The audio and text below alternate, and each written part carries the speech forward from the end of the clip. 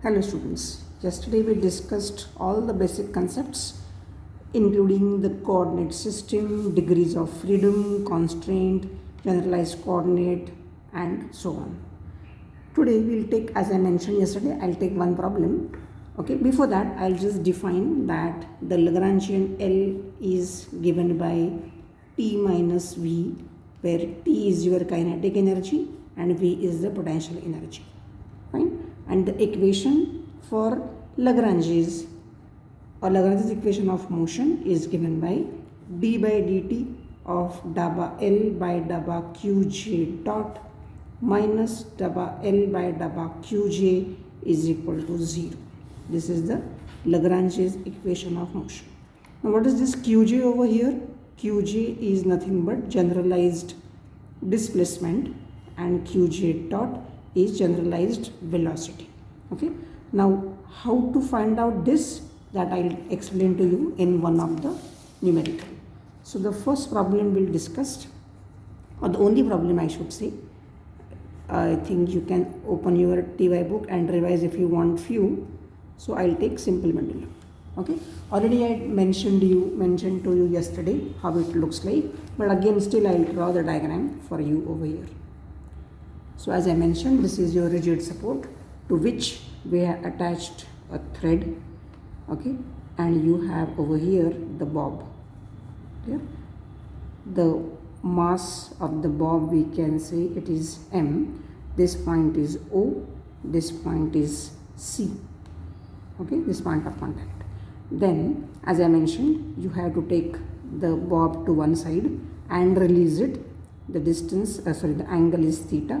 Okay, L is the length of the pendulum. Fine. So suppose I say this is the position.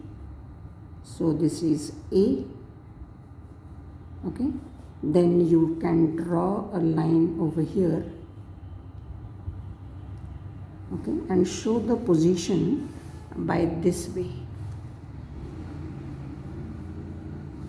Okay, so this is O, mass is M, okay, and this I'll call it as point B, and this is S. Now what is S?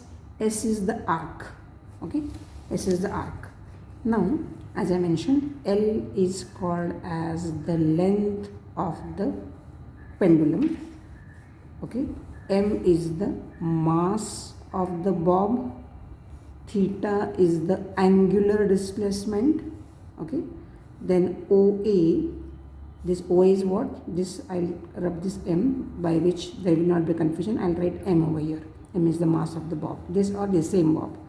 Okay, OA is nothing but S. Now what is S? S is the displacement. Okay, displacement, it has moved by angle theta, and this S is nothing but, like you say S is equal to R theta. Okay, this is L theta because L is the length of the bob. Fine, this is very important. Now to get this kinetic energy or whatever, okay, we had to understand first that S is due to S only there is a movement happening. Fine, so in finding the Lagrangian L, which is T minus V, and then the equation of motion which I just mentioned few seconds back, okay, my job is to get first T. Now what is T? T is the kinetic energy. What is the formula which you have been taught in school? Half mv square. Okay, do I know V? No, I have to find out V. How? By this S formula. So what I can say over here, that V is nothing but ds by d theta. Why ds by d theta? Because S is the arc. Arc is L theta. So theta is as good as the variable. Okay. L is the length constant. L is not changing, but angle theta is changing. Understood? So I can substitute the value of theta, which is L theta.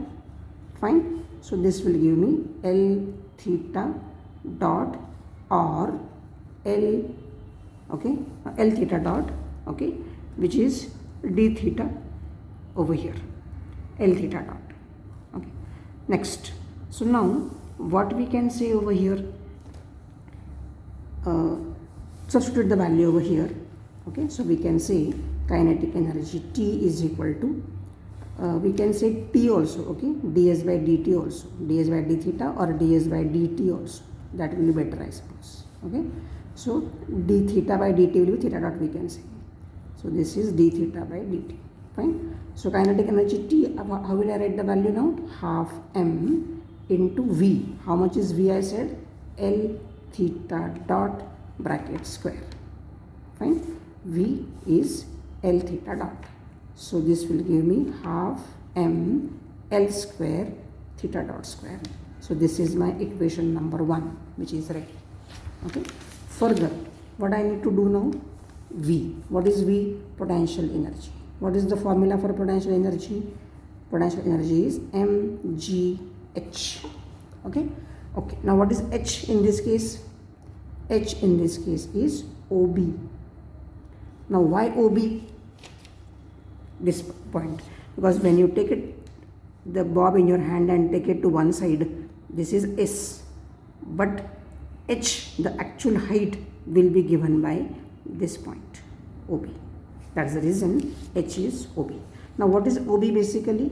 OB is basically OC minus BC. Okay, OC minus BC.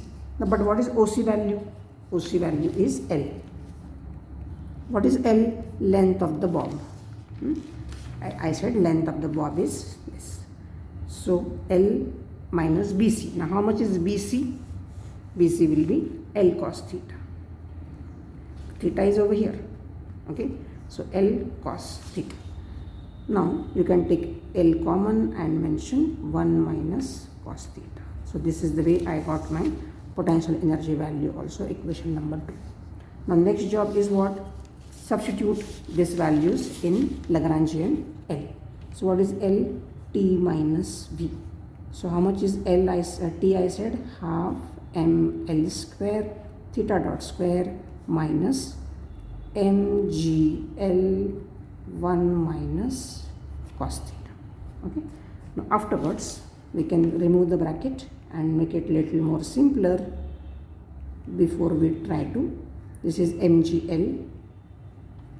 Okay, and minus plus mgl mgl cos theta. Okay, so minus mgl into 1 is mgl and minus plus mgl cos theta. Now afterwards I had to take the equation of motion for Lagrange. What is the equation? D by dt of dabba L by dabba theta dot. So I explained you just now that qj is your displacement and qj dot is the velocity. If s is the arc, s is L theta, so theta is the displacement, angular displacement, theta dot should be my velocity. So that's the reason I substitute dabba L by dabba theta dot minus dabba L by dabba theta is equal to 0. Now put the value of L here and get the answer. So first I will do dabba L by dabba theta. Okay. Substitute the value of L over here, which is half m L square theta dot square minus mgl plus mgl cos theta. Okay. Now in this term there is no theta here, only one theta term over here. So what is the answer? mgl into derivative of cos theta will be minus sin theta. So I'll write minus mgl sin theta. Right? And the answer for dabba L by dabba theta dot should be how much? Substitute the value of half m L square theta dot square, because there is no theta dot over here. Even though I write the equation, doesn't make any difference. So this will be m L square half into 2 theta dot. Okay, so this will give me m L square theta dot. So put this value over here, put this value over here and get the equation. Okay, so what will I write? D by dt of d by dt of, what is the equation I said? D daba L by daba theta dot, which is ml square theta dot minus daba L by daba theta. So answer is minus mgl sine theta is equal to 0. Okay. So if you simplify this further, what will I get? I'll get ml square into d theta dot by dt should be theta dot. Understood? Minus minus plus mgl sine theta is equal to 0. Okay. So we can cancel m on both the sides. Then we can write, we can cancel one L also and write L theta double dot plus G sine theta is equal to 0. Okay. Then we can write theta double dot plus G by L sine theta is equal to 0. Fine. Now, this equation is similar to d2 theta by dt square plus G by L sine theta is equal to 0. Okay, now already I mentioned that theta angle should not be very large, should be very small. So what we can say, sine theta is approximately theta. Small amplitude oscillations are required. So we can replace sine theta by theta and get the equation d2 theta by dt square plus G by L theta is equal to 0. This is my second order differential equation in theta. Understood?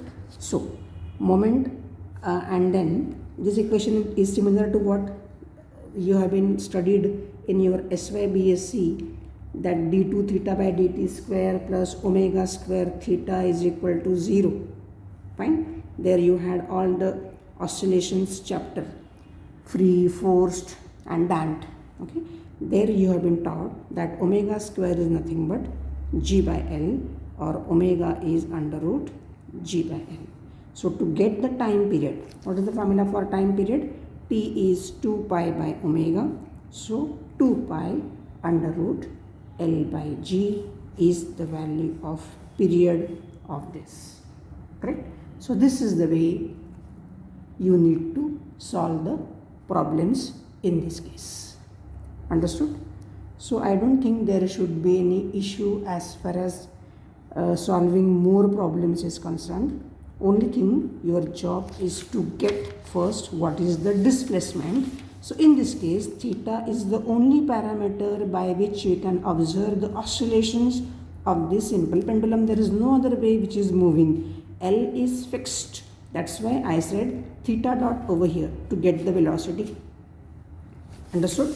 So in this equation, once you know Qg is what and Qj dot is what, there is nothing difficult in this Lagrange's equations of motion.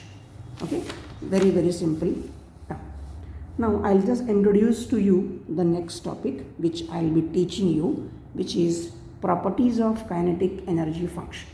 Okay, that is also in our first module itself.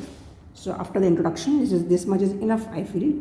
So I'll move to the next topic, which is properties of kinetic energy function.